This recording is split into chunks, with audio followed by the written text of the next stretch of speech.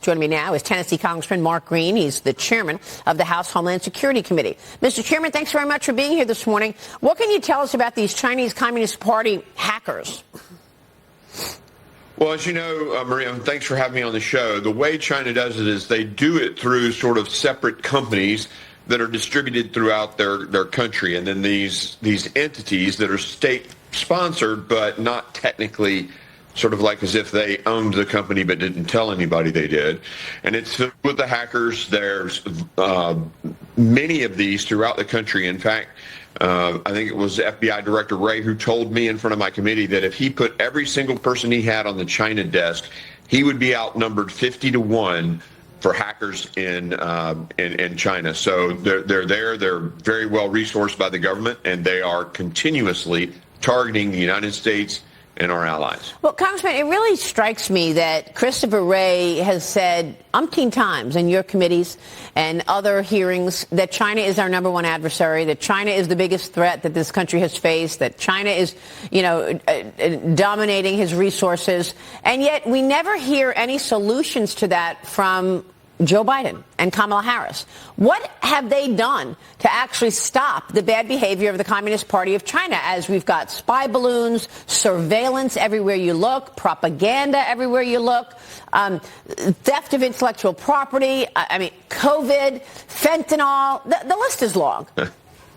Yeah, no, the list is incredibly long, and I like to use the paradigm dime to describe how we've been in economic, informational, and diplomatic war with China for decades, for a long time. But your question is, what have they done? And really not much. The one thing that they did cooperate on with us is the China cameras in our ports. We issued a report after we did our deep investigation into that. And of course, they came back and said, okay, we're going to take action. Now, the action they took, not strong enough, but they did respond very positively to that. That's the only cooperation my committee's had with their cyber folks on China specifically. Also, you've got Joe Biden's China-related outbound investment. You've got this idea that China's economy will need help and the U.S. is about to bail them out. Yeah, I think that's really crazy because this is an opportunity where their debt to GDP ratio is, particularly in their provinces, the transitions they're making after COVID have been really bad economic decisions. This is an opportunity for us. Hopefully we take it in the next administration, but we certainly haven't in the last one. Yeah, it's really striking how Chinese efforts to undermine America are so obvious and evident, and we don't see our leadership doing anything about it. I want to get your take on the border as well, Mr. Chairman. Donald Trump is vowing to help families who have been victimized. Take on the border as well, Mr. Chairman. Donald Trump is vowing to help families who have been victimized by migrant crime if he wins back the White House. Here's what he said. Watch this. I think what's happening on the border is the single biggest issue. Under my administration, we will be seizing the assets of the criminal gangs and drug cartels. And we will use those assets to create a compensation fund to provide restitution for the victims of migrant crime, and the government will help in the restoration. It's interesting that he wants to create this compensation fund for anyone who's been impacted by migrant crime. He hosted the mothers of victims of migrant crime at that event at Mar-a-Lago yesterday, and the mother of Rachel Morin was there. Rachel, of course, allegedly murdered by an illegal El Salvadorian migrant while she was jogging in Maryland last year. Her mother's calling on Vice President Harris to take immediate action on the border. In a letter to Harris, she calls on her to sign an executive order to close the southern border, writing, quote, while we can't bring Rachel back, we can protect other American women, children, and families. So, Mr. Chairman, what about this? We just said that this administration has done nothing about communist China. Have they done anything to counter this migrant crime and migrant murder of American citizens? No, Maria, they've actually caused the problem. Unlike China, who is an enemy who's attacking us, in that dime paradigm I mentioned before, these guys created the problem. I mean, with their policies that opened up the border, the catch and release, it allowed the migrants who tested it to just flood our country. Inside that are the nefarious folks like the drug cartels and fentanyl, the terrorists, the 8 ISIS folks we just caught in New York that walked across our southern border. They created the problem. And we were asserting all along that it was because of power, et cetera, that they were just allowing this to happen. And they said the silent part out loud when 11 states filed a lawsuit, the DOJ filed a lawsuit against 11 states saying you can't take illegals off your voter rolls.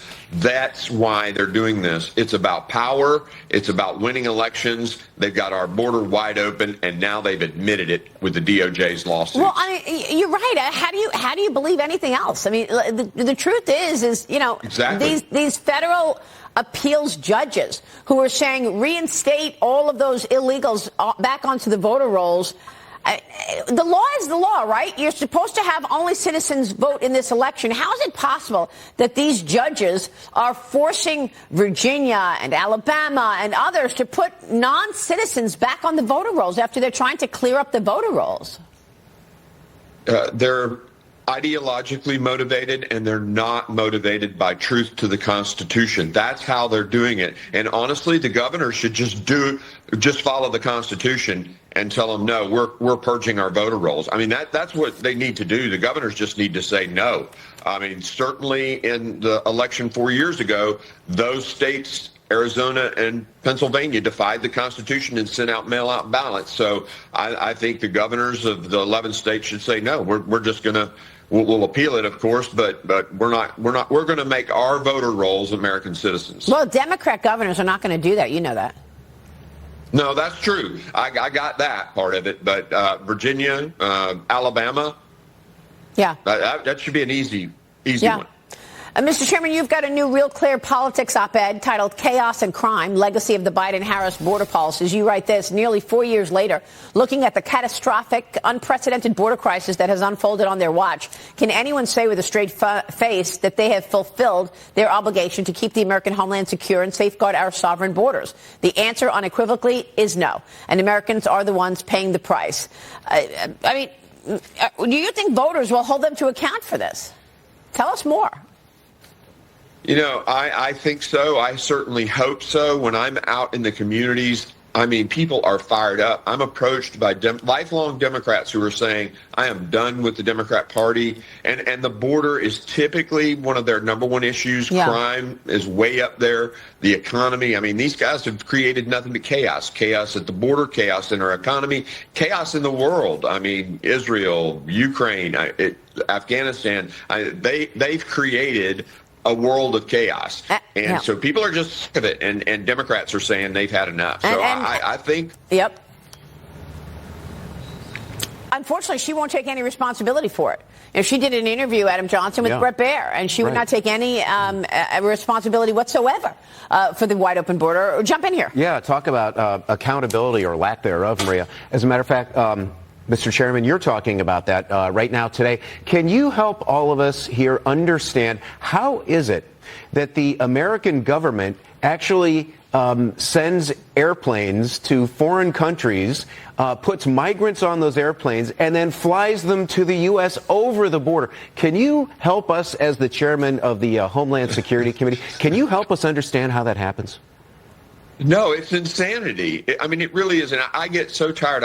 My friends tell me, stop using the word insanity with these guys. But, I mean, everything they do, it's just crazy. Yeah. Look, even Mayorkas admitted that this was contrary to the law. He paused the program for a little bit, thought about it, and then just reinstated it. He said himself, this is illegal. I'm not supposed to be able to do this.